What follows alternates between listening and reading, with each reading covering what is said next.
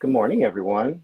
My name is Dr. Gregory Leskin. I serve as Director of Military Families for the National Child Traumatic Stress Network.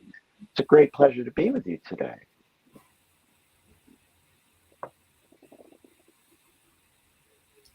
Thank you, Greg. It's nice to see you this morning. My name is Dr. Dorinda Williams, and I am the Director of Military Family Projects at 0 to 3.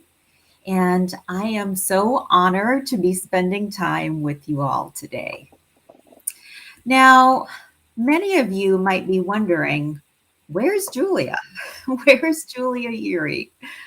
That's a good question.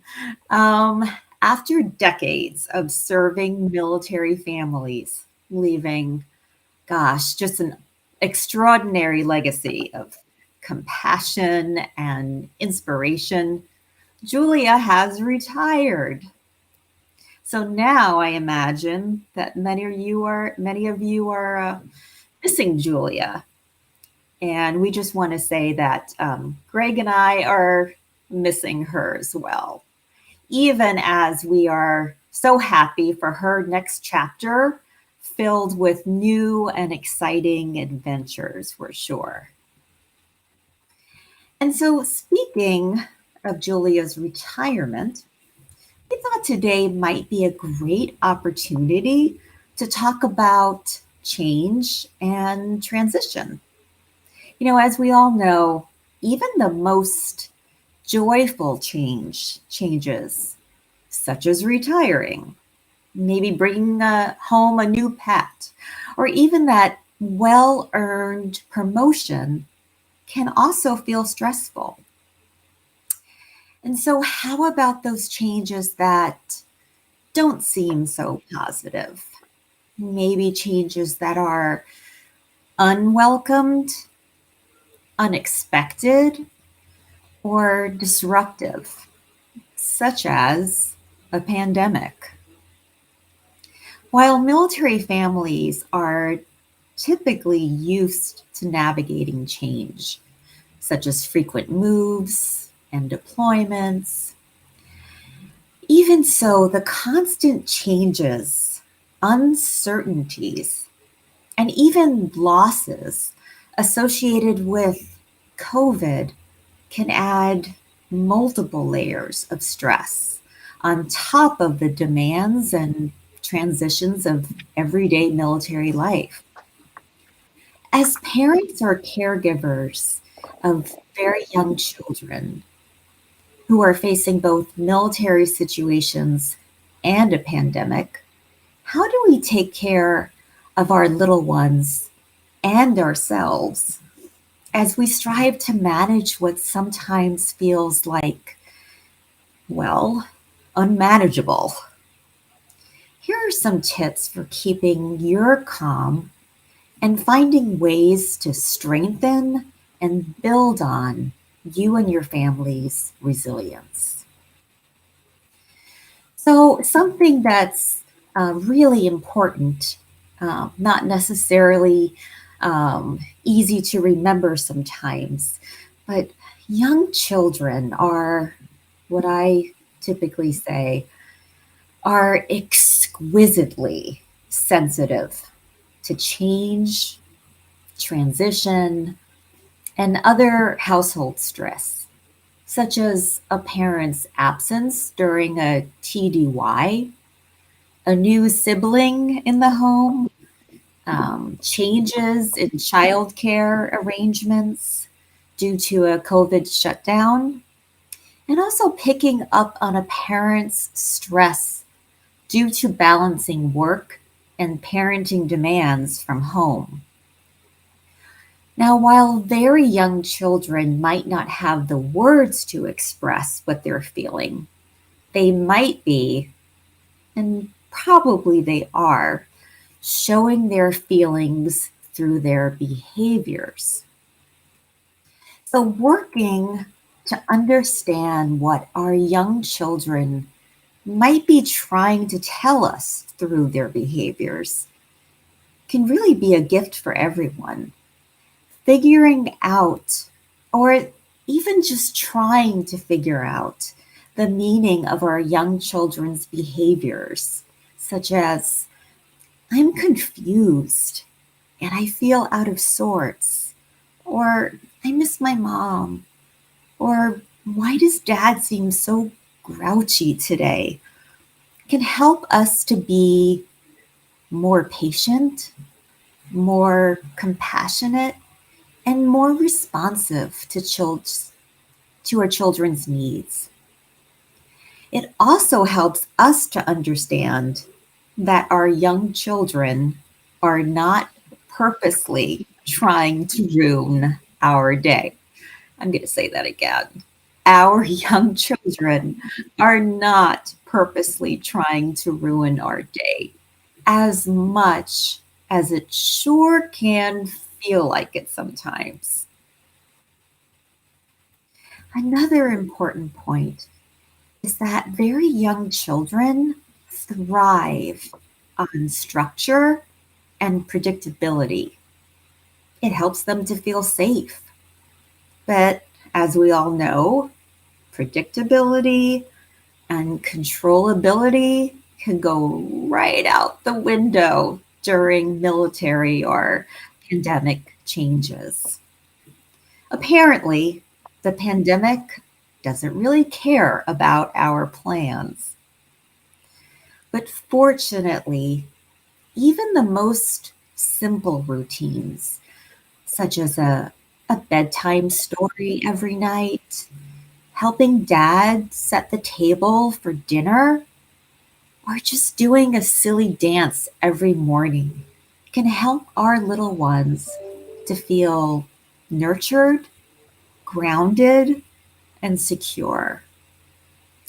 And of course, in order for children to benefit from routines and predictability, parents and caregivers need to find their own sources of predictability that keep them grounded and that keep them nurtured as well. Even brief but meaningful daily wellness activities such as exercise, reading, journaling, or a scheduled weekly phone call with a dear friend can help parents to support themselves in order to support their little ones.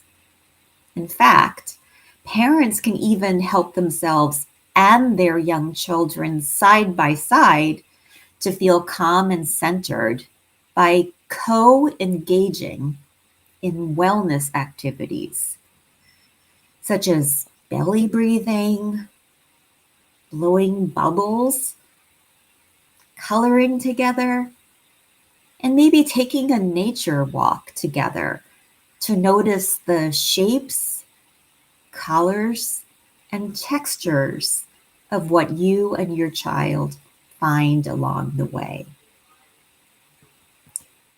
So, for more information about supporting yourself and your child during military and pandemic related change, go to www.0to3.org. And please don't forget our free app, Babies on the Home Front. This app is available on the iTunes and Google Play stores in English and Spanish, and it's available for phone and tablet. All Those right, are great. such, Take it. thanks, Dorinda. Those are such great resources for parents.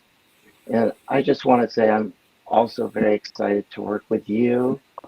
And we'll miss Julia and wish her well in her next adventure while you and I carry on and discuss ways to support parents during the pandemic. And I just want to say I really appreciate your ideas about ways to support parents and young children going through changes. I agree Thank you, that Greg. parents can really help their children adapt to change by being available to talk with their kids about the changes and calmly respond to their children's concerns, fears, maybe even anxiety about the changes that are occurring. Many children are experiencing increased anxiety and worry about some of the changes that are taking place in response to increasing COVID rates, especially as kids right now are returning to school after the holidays. Anxious kids might appear sad or clingy or tearful. They might isolate from others or procrastinate doing chores or homework, going to sleep, or avoid any discussions around topics that might elicit their anxiety, their distress. An anxious child might feel or look fatigued, lack focus, or have poor concentration in class. An anxious child might also worry about their safety, their safety of their family and friends, or have repeated thoughts and questions for parents about issues that might be of concern, like COVID or Omicron. Most children will experience some anxiety and worry at times, especially given the major changes we're seeing related to the pandemic. Anxiety can become problematic if the anxiety interferes with a child's learning or relationship or causes the child to feel uh, uh, upset, distressed, often, consistently. And there are a number of very good skills that you can teach your child to help them calm their minds and their bodies when they feel anxious or worried. Help your child become mindful about their thoughts, feelings, and their bodily sensations. And I'm providing a resource here for families to practice mindfulness. Mindful.org, Mindfulness for Kids website can be very helpful to learn some mindfulness activities. I some of them I've shared with my kids recently, and we especially like the mindfulness activity called the appreciation game, where even though we talked about feeling disappointed, we also wanted to name three things that we continue to feel grateful for, even though we're going through changes and some disappointments at school or not getting to spend time with some of our friends as much as we would like. So we're working on finding those positives. Also, you might want to help your child to learn to take time to focus on their breathing, such as taking slow, controlled, deep breaths.